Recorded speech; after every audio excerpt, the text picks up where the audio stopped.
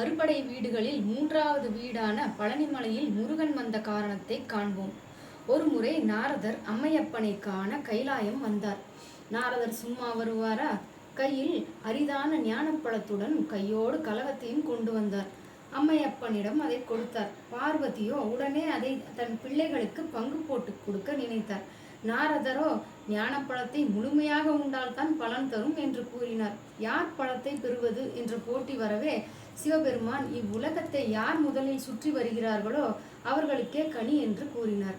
சுட்டி குழந்தை முருகனோ உடனே தன் மயில் வாகனத்தில் ஏறி உலகை சுற்றி வர புறப்பட்டார். பாவம் நம் கணபதி தன் சிறிய வாகனத்தை பார்க்க மூஷிகரோ ஓடி மறைந்தார். செய்வதறியாது நின்ற பிள்ளையாருக்கு ஒரு யோசனை தோன்றியது.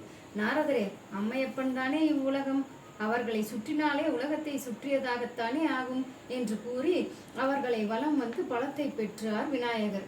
மயில் வாகனத்தில் பறந்து வந்த முருகரோ தனக்கு பழம் கிடைக்கவில்லையே என்ற கோபத்தில் அனைத்தையும் துறந்து ஆண்டியாக பழனி மலையில் வந்து நின்றார்.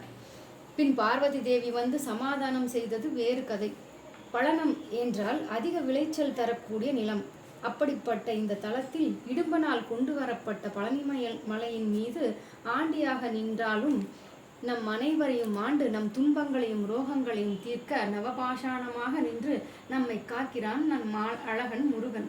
வெற்றிவேல் முருகனுக்கு ஹரோகரா. பழனிவேல் முருகனுக்கு ஹரோகரா.